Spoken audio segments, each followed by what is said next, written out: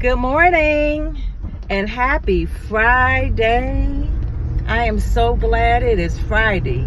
Yay! Thank you for viewing my channel. I just want to talk about something. I want to talk about our hearts are not designed to carry any burdens. Once again, our hearts are not designed to carry any burdens.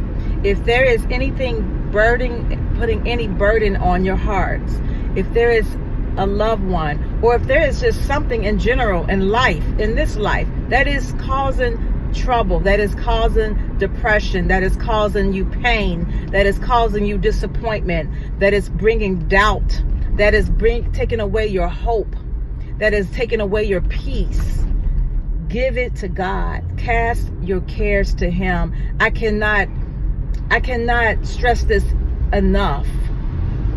I can't stress it enough, because think about it. God did not design our hearts to carry any burdens. And that is why He said, cast your cares unto me. Cast your cares unto me. Throw them. Cast them. Throw them. Like, throw them at me. Because it's not for you to carry them. When you start trying to be in control and carrying burdens, you're actually creating contamination to your soul. You're contaminating your soul. You're causing illness and sickness to come up on you when you are carrying burdens and pain from your past. When you are carrying past offense from people who have hurt you in some kind of way, you are carrying something that you cannot fix and not control. And so what happens when you carry those burdens, you suppress the pain. You suppress the pain. That means you hide it. And I can talk about this because this is something that I have really struggled with. And I'm being transparent here. I've struggled with hiding my pain from my past. I've struggled with rejection from my past. I've struggled with people who have offended me. I've struggled with being left out of things, being excluded, being rejected. I've struggled with pain of people not being loyal to me, but betrayal. People that talk about me or have talked about me behind my back. But you have to remember that, and I had to heal from that. But what I did not do, and which was wrong, was it was wrong that I had hid those things. And so what I thought the best way to get over it is to hide it, to bury it, which I felt that if I bury these feelings, then I'm causing it to die. And it will not die. It only lives, but it gets greater and bigger. Greater, not good greater, like it grows. And it grows where it suppresses bad behavior when it comes forth. And people who hurt you, because they say hurt people. And if you think about it, people who have been broken inside, who have a contaminated soul, who have not faced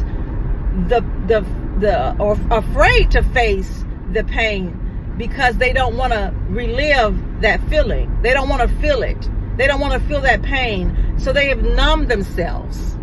Okay? I've done that. I've numbed myself to pain.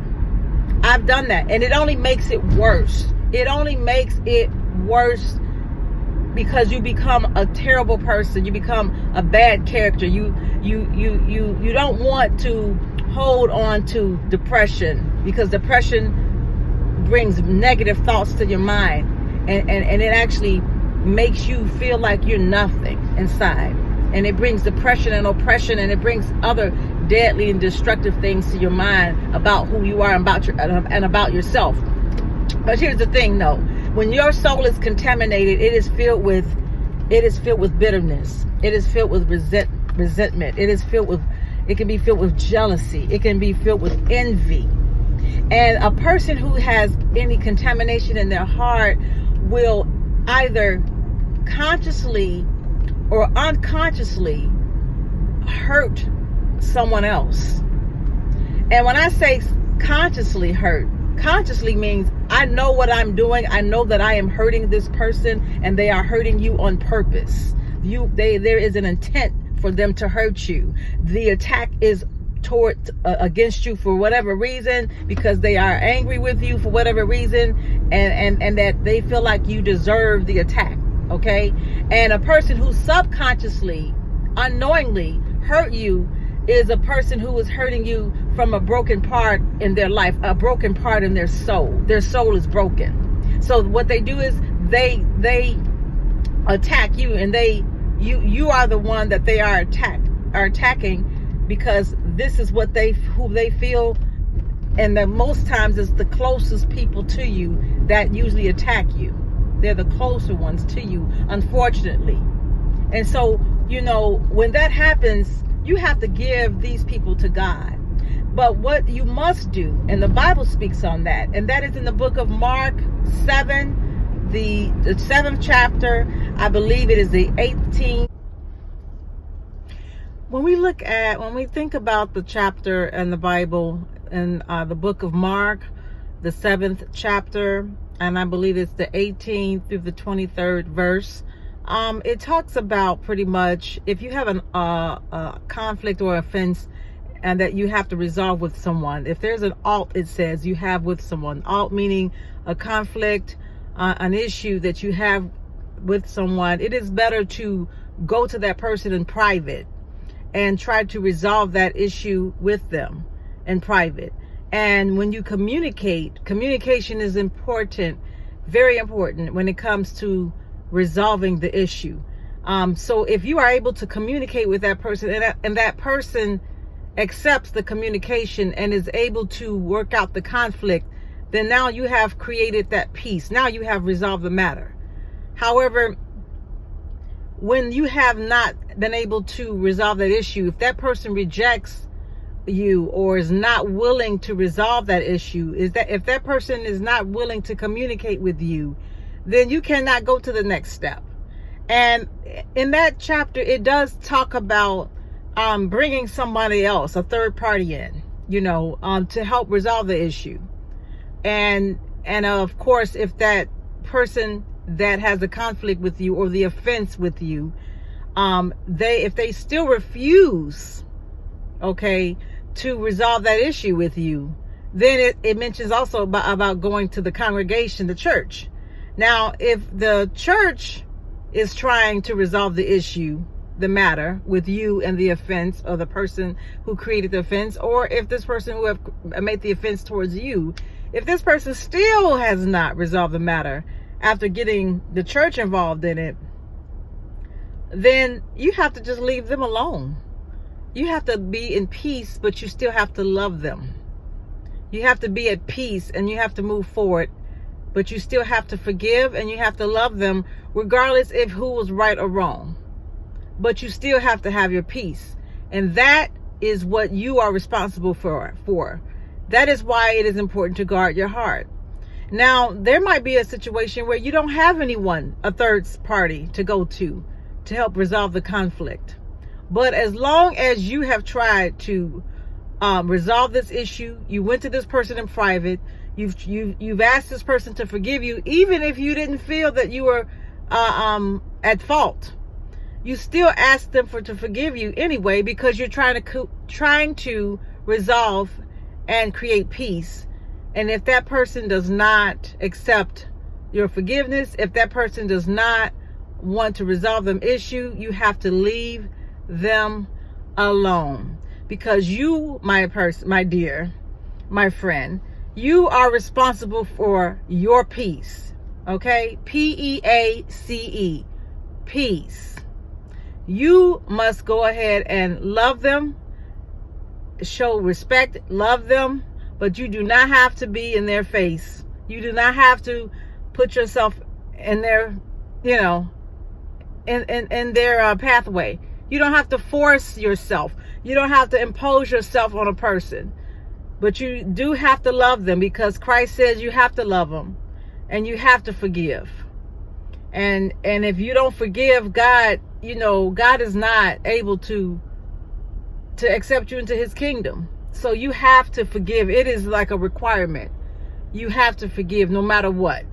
No matter how hard it hurts, you know, you have to.